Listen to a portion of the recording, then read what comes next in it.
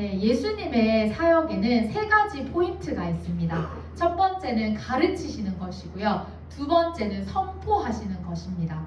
세 번째는 고치심입니다. 오늘 예수님의 이 세 가지 포인트 중에 우리는 첫 번째 가르침에 대한 본문을 함께 읽었습니다.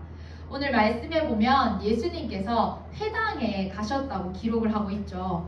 누가복음의 내용을 보면 갈릴리로 가시기 전에 그 행보들이 기록이 되어 있는데요.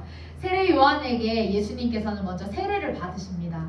그리고 나서 갈릴리로 바로 가시는 것이 아니고 광야로 가셔서 40일 동안 금식 기도를 하시고 사단의 시험을 이기신 후에 오늘 갈릴리로 다시 오시게 되었습니다. 예수님께서 이 갈릴리로 다시 돌아오시고 나서 바로 이 회당에 들어가게 된 것이죠. 그럼 예수님께서는 그 많은 장소들 가운데 왜 바로 이 갈릴리로 오셨을까요? 이 유대인들에게 중심은 예루살렘이라고 할 수 있습니다. 그래서 예루살렘에도 갈 수 있었을 것이고 그 밖에도 예수님의 많은 이적들을 경험하기를 원하는 사람들이 있는 곳으로 가실 수도 있었는데 오늘 예수님께서는 이 갈릴리로 오시게 된 겁니다. 이때 예수님께서는 성령에 충만하여서 이곳에 오게 되었다. 성령에 충만한 상태로 이들 가운데 오게 되었다고 말씀은 기록하는데요. 예수님께서 반드시 이 갈릴리 나사렛이라고 하는 이곳에 오신 이유가 있습니다. 그것은 우리 잠시 뒤에 나오는데요. 예수님께서는요, 이 유대인들 가운데, 이스라엘 백성들 가운데 먼저 이 갈릴리로 오시면서 나사렛에 오시면서 이런 것들을 알려주십니다. 가장 변두리인 곳, 예루살렘에서 보면 가장 이방 땅과 같은 곳에 가장 낮은 곳에 오셔서 그들과 함께 하신 것이죠. 그래서 예수님은 가장 낮은 곳에서부터 사역을 하시기 위해서 오늘 유명한 곳, 중심지인 곳 이런 곳을 찾아가지 않고 이 갈릴리 나사렛에 먼저 오게 되셨습니다. 예수님은 이렇게 말씀을 하셨어요. 상석에 앉기보다는 끝자리에 앉아 있다가 주인이 상석에 올라가라고 하는 것이 낫지 내가 먼저 올라가 있다가 내려가는 것이 좋지 않다라고 이렇게 말씀을 하셨습니다. 이 세대와 많은 조건은 우리에게 항상 이렇게 이야기를 합니다. 더 높은 곳으로 가라. 너희가 더 중심으로 가라. 오늘 세상은 우리에게 날마다 이것을 요구하고 있습니다. 그러나 예수님께서는 우리에게 분명하게 가르쳐 주시죠. 예수님은 가장 변두리인 곳, 어두운 곳, 어려운 곳, 소외된 곳, 가난한 곳에서부터 시작하라고 오늘 이 말씀을 통해서 우리에게 알려주고 계십니다. 그렇다면 여러분, 우리에게 가장 중요한 것이 무엇입니까? 세상의 중심에 서려고 발버둥치는 것이 중요합니까? 지금도 성공하려고 중심에 가려고 남들과 경쟁해서 이기는 것, 이것이 우리에게 가장 중요한 것입니까? 절대로 중요하지 않습니다. 우리 가운데 가장 중요한 것은 우리의 중심에 예수 그리스도께서 오시는 것, 예수 그리스도께서 자리 잡는 것, 이것이 가장 중요합니다. 예수 그리스도께서 우리 중심 가운데 오시면 우리가 어디를 가든 그분이 우리를 높여주시고 우리를 승리케 해주시기 때문입니다. 예수님께서는 이제 갈릴리 나사렛의 회당에 그들을 찾아오셨습니다. 예수님이 사셨던 이 갈릴리 나사렛이라고 하는 동네는 아주 변두리라고 했습니다. 그럼 이곳이 어떤 곳이었는지 더 자세히 알기를 원하는데요. 나사렛은 주전 8세기에서 2세기까지 보면 사람이 거의 거주하지 않는 곳이었다고 합니다. 사람이 살기에는 아마 그렇게 좋지 않은 것 같습니다. 사람이 살기 시작한 때를 보니 유대 땅으로 귀환을 하고 나서 다윗의 자손들의 몇몇이 이곳에 와서 정착을 하게 되는데요. 그때 이후로 씨족 사회를 이루고 이 나사렛이라고 하는 동네가 발달을 하게 됩니다. 그런데 유명한 문화들이 발달했냐? 전혀 아니었어요. 그곳은 150명 정도가 살았다고 추측이 되는데요. 아무리 많게 추측을 해도 한 400명 정도? 그 정도만 사는 곳이 바로 이 나사렛이었습니다. 아주 조그만 시골 동네, 촌이라고 불리는 그런 곳이었죠. 대부분 농사를 짓고 목자들이 가축을 하고 목수들이 일을 하는 그런 동네였어요. 고고학자들이 발굴을 하면 이곳에 많이 나오는 것이 있었는데요. 올리브 기름틀, 포도주틀, 물구덩이, 농기구, 맷돌 이런 것들이 나왔대요. 그 고대에 문명들이 발달했을 때는 무슨 엄청난 건물의 그런 잔해들이 남아있는 것을 발견하게 되는데 이곳은 전혀 그런 발달한 곳이 아니었음을 알 수 있습니다. 이런 곳에 예수님의 육신의 아버지였던 요셉이 살고 있었고 어머니였던 마리아가 함께 살고 있었죠. 그리고 예수님께서는 아버지의 일을 도와서 목수의 일을 하면서 이곳에서 살고 있었습니다. 오늘 말씀을 보면 예수님께서 나사렛으로 가장 먼저 오셔서 이제 회당에 들어가신다고 기록을 합니다. 이 회당은 어떤 곳입니까? 그들이 예배드리는 곳이었습니다. 회당은 유대인들에게 아주 중요한 역할을 했습니다. 성전이 모두 무너지고 나니 10명 정도가 모이면 이 회당을 만들 수 있는 그런 법이 생겼습니다. 그래서 이들 가운데 이제 회당에서 모이는 것은 단순히 예배를 드리러 모이는 이유뿐만이 아니라 이들의 정신이 흐르는 것, 율법을 배우고 익히는 곳, 그리고 심지어는 이들이 중요한 것을 회의할 때 또한 이들이 성인식을 하거나 무슨 중요한 것이 있으면 회당에 모여서 의논을 하면서 그런 회당이 자리 잡게 되었다고 합니다. 율법을 배우고 전통을 이어나가는 것은 지금도 그들 가운데 문화로 남아있어서 세상에 어디를 가든지 유대인들은 회당 중심으로 모이는 것을 아주 중요하게 생각하고 있다고 해요. 이 회당에 들어가면 어떤 분위기였냐? 아주 조용하고 아무도 없는 그런 곳이 아니었죠. 많은 사람들이 모여들었고 하나님의 말씀을 듣기 위해서 율법을 배우기 위해서 모였습니다. 그뿐만이 아니라 회당에는 회당장이 있었고 성경을 읽는 사람이 있었고 가르치는 교사가 있었고 봉사자가 존재했습니다. 그런 가운데 사람들을 초청하고 마을에 랍비가 오면 그 랍비를 초청하여서 하나님의 말씀을 읽어달라고 부탁하는 그런 문화들이 가득했던 곳이 바로 회당입니다. 오늘 회당에서 그 두루마리는요 아주 중요한 역할을 했는데 예수님께서 이 두루마리를 회당장에게 받아서 읽어요. 그런데 지금의 우리 성경처럼 이런 성경의 모습이 아니었습니다. 아주 귀한 성경 사본이었고 두루마리였기 때문에 이것을 관리하는 일, 이것을 건네주는 일까지도 아주 중요한 것으로 여겨졌습니다. 그런데 오늘 예수님께서는 이 회당장에게 그 두루마리 성경을 받아서 이제 많은 사람들에게 말씀을 선포하십니다. 어떤 말씀이었냐면 오늘 우리가 읽었던 누가복음 4장 18절에서 19절의 말씀인데요. 원래 이 말씀이 어디에 기록되어 있었냐면 바로 이사야라고 하는 구약 성경에 기록이 되어 있는 말씀입니다. 예수님은 이 말씀을 펴고 이제 이사야 61장 1절 말씀을 사람들 앞에서 선언을 하십니다. 원래 이 이사야 61장의 말씀은 어떤 말씀이었냐면 포로에서 귀환을 해서 유대 땅에 살고 있던 백성들에게 위로의 메시지로 선포되었던 하나님의 말씀이에요. 그래서 예수님께서는 이 말씀을 분명하게 지금 이 시대의 이 사람들에게 선포한 이유가 있었을 것입니다. 예수님께서 이들에게 이 말씀을 읽어주었던 이유는요, 바로 이들에게 오늘 약속되어진 메시아가 그들의 포로 가운데 위로로 찾아왔던 그 메시아를 줄 것이라는 예언의 말씀이 오늘 예수님을 통해서 이루어졌다는 것을 이 사람들에게 알리기 위해서 오늘 예수님은 이 말씀을 선포하셨습니다. 예수님께서 읽어주신 이 말씀에는요, 은혜의 해라고 하는 단어가 나옵니다. 은혜의 해는 어떤 의미일까요? 이 의미는 구약 성경에 있는 많은 유대인들의 풍습으로 돌아가게 되면 희년을 의미합니다. 여러분 혹시 희년이라고 들어보셨나요? 이 희년은 어떤 뜻이 있냐면 바로 기쁜 한 해라고 하는 뜻이 있습니다. 이 희년은요, 하나님께서 모든 것을 회복시켜 주시는 그런 시기예요. 그래서 이스라엘 백성들에게 내가 너희들을 회복시켜 주시기 위해서 제도를 만들어 주겠다라고 하셔서 허락하신 제도인데요. 이때 이런 일이 일어납니다. 조상 대대로 팔았던 땅들이 다시 원래의 주인으로 돌아오게 되는 일들, 종이었다가 자유인으로 벗어나게 되는 일들, 빚을 탕감받을 수 있는 시기, 그런 시기가 바로 희년이었어요. 그래서 이 사람들에게는 날마다 축제의 일들이 일어났겠죠.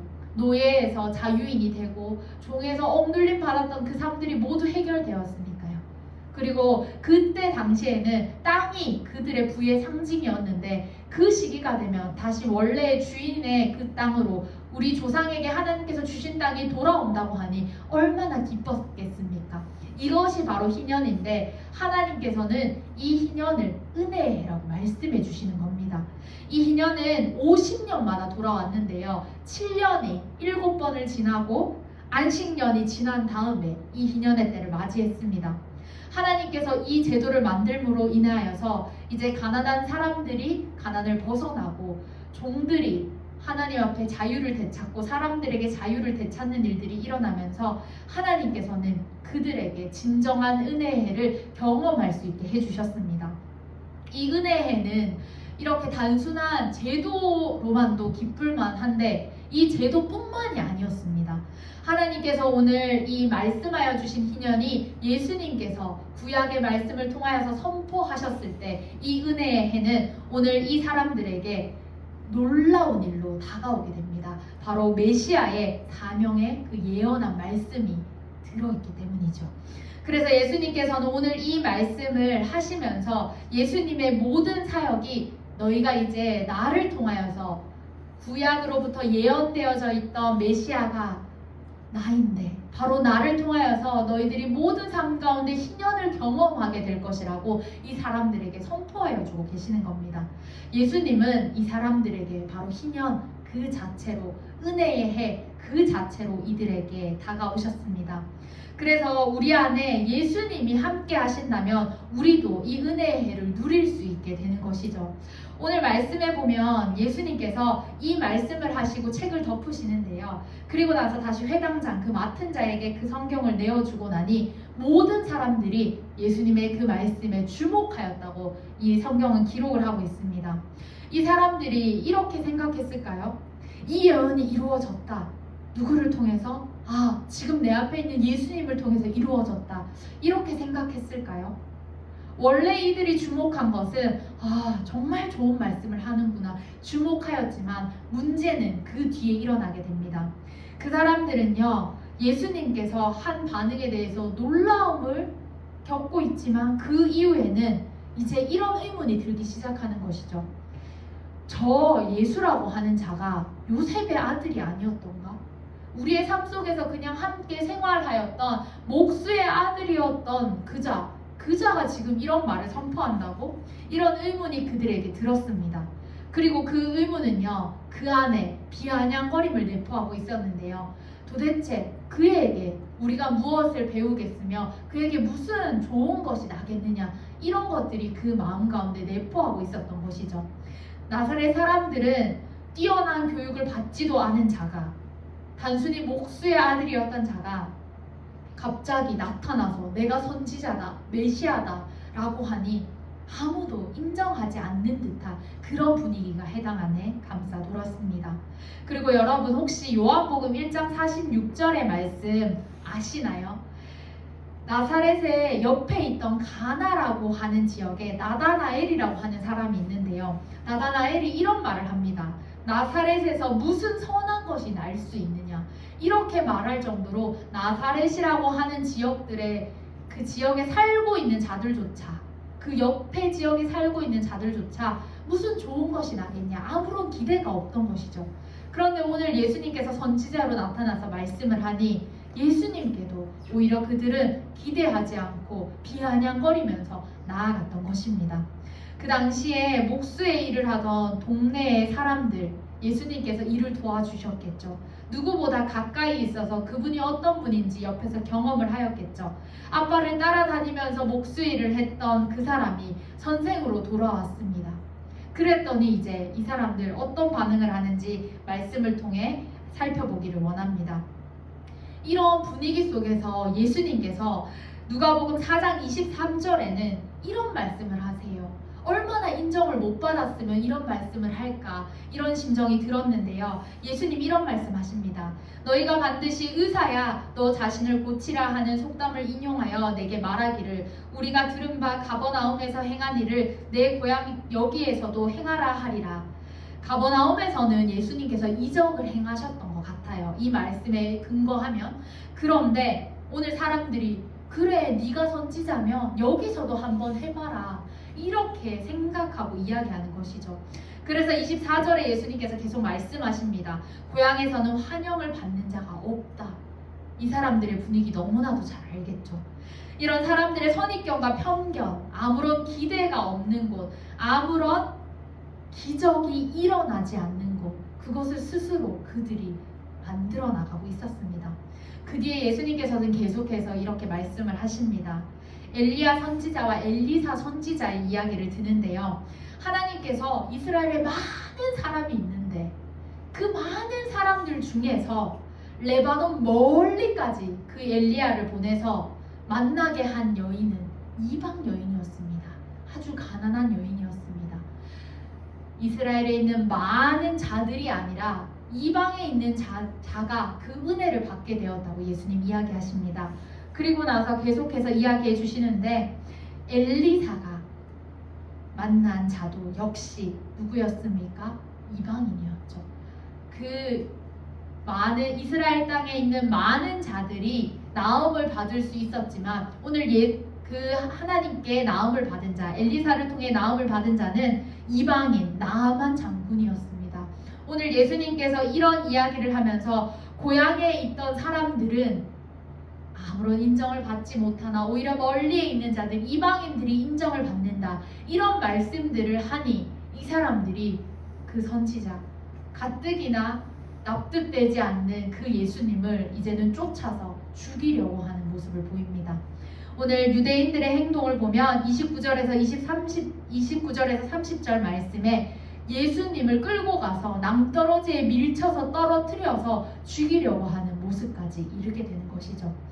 여러분 여기서 핵심이 무엇입니까? 진짜 봐야 할 것을 보지 못하니까 이 사람들은 누리지 못하는 겁니다. 심지어는 그 눈이 가려져서 회개하고 돌아오면 되었을 텐데 그들이 인정하지 않고 진리를 없애버리려고 하는 모습까지 이르게 되는 것입니다.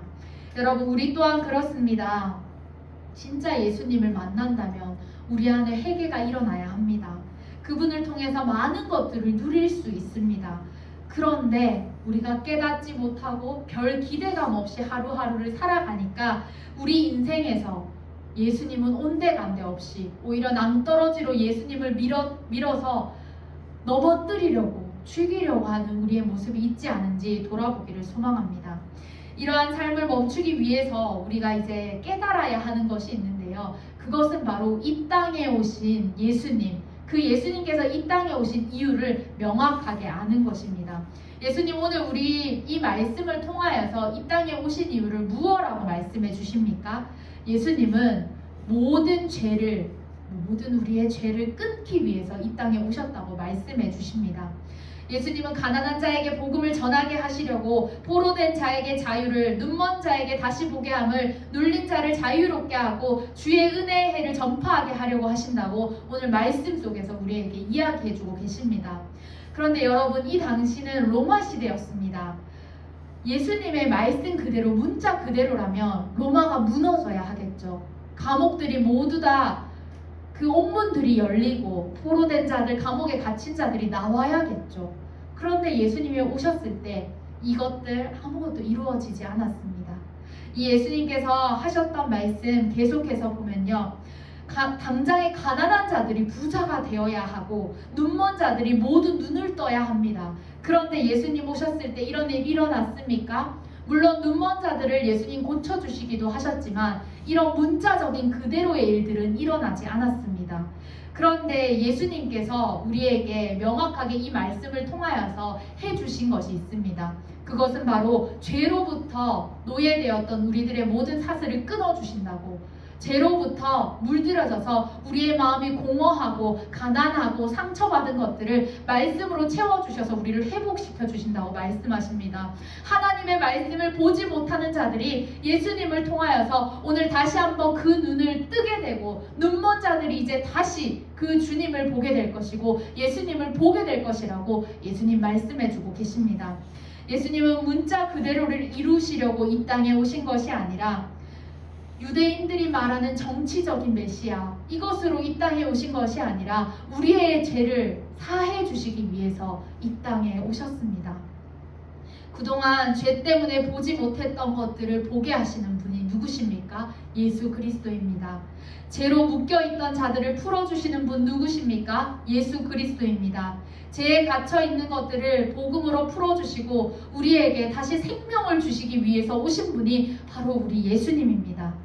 여러분들, 그리고 이 땅에 주님의 자녀들에게 하나님의 나라를 선포하시고 하나님의 나라를 이 땅에 끌고 와서 우리를 통하여서 이 땅이 하나님의 나라를 경험하게 하시는 분, 그분이 바로 우리 예수님입니다. 그 예수님이 이런 이유 때문에 이 땅에 오셨다는 겁니다.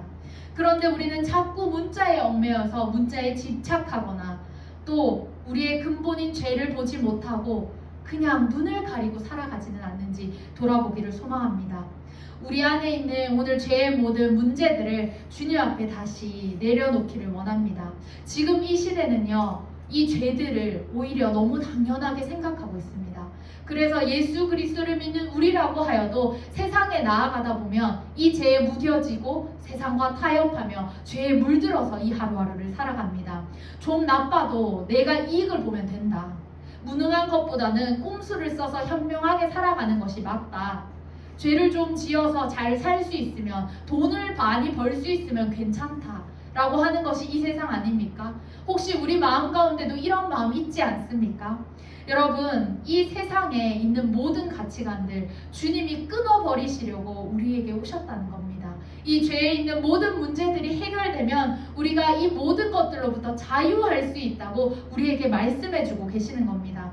여러분, 이 시대에 여러분들께서 이제 정직한 바보로 서기를 소망합니다. 세상에 있는 많은 사람들이 아무리 너 그렇게 살아가면 안 된다고 적당히 타협하고 적당히 죄짓고 그냥 그렇게 살아가야 잘 사는 거라고 말하여도 우리는 정직한 바보가 되어서 주님 앞에 바로 나아가는 그런 삶 살기를 소망합니다. 이 죄에 대해서 자유를 얻게 되면 이 시대를 살아가는 새로운 길이 우리에게 열리게 돼 있습니다. 이 시대를 바라보는 우리의 눈이 새롭게 되어지게 돼 있습니다. 이 길을 예수님께서 이미 열어놓으셨고 우리를 초청하십니다. 아니요, 이미 말씀을 통하여서 너희들이 이미 이 길 가운데 응하였다라고 말씀해주고 계십니다. 여러분, 이제 우리가 함께 이 길로 들어서기를 소망합니다. 죄의 문제가 하나님 앞에 하나하나 다뤄지고 이전에는 누릴 수 없었던 모든 것들이 다시 한번 주님 앞에 누리게 되는 그런 은혜의 해가 우리 가운데 있기를 소망합니다. 더 이상 죄로 인해서 우리가 억눌림 받고 우리가 죄로 인해서 자유하지 못하였고 죄로 인해서 세상을 따라갔던 모든 것들이 주님 안에서 자유를 누리는 그 일이 오늘 이 시간부터 일어나기를 소망합니다. 주님이 주시는 그 자유 안에서 죄는 이제 나의 것이 아닙니다. 주님께서 짊어지시고 우리 가운데 자유를 선포해 주셨기 때문입니다. 지금 우리는 사순절 기간을 보내고 있습니다. 사순절의 진짜 의미는 우리를 위해 자신의 몸을 찢으시고 생명을 내어주신 그분의 희생을 깊이 묵상하고 그 구원의 감격 안에 들어가서 주님과 함께 십자가의 길을 걸어가는 것입니다. 오늘 예수님께서 이 땅에 오신 진짜 이유를 더 깊이 묵상하시면서 주님과 함께 생명의 길로 나아가시는 여러분들 되시기를 소망합니다. 함께 기도하겠습니다. 하나님, 예수님을 이 땅에 보내주시고 예수님의 몸을 찢으심으로 단번에 우리의 죄를 해결해 주셔서 감사합니다. 이제 우리의 죄의 문제를 해결해 주셨는데 이 땅에 오신 이 이유를 발견하지 못하고 우리가 예수님을 오해하고 왜곡하고 외면하고 살아갔으면 용서하여 주시기를 소망합니다. 이제 모든 죄에서부터 우리의 눈꺼풀이 벗겨지고 마음의 허물이 벗겨져서 구원의 감격의 때를 맞이하며 살아갈 수 있는 우리들이 될 수 있도록 함께해 주시옵소서. 예수님의 이름으로 기도드립니다. 아멘.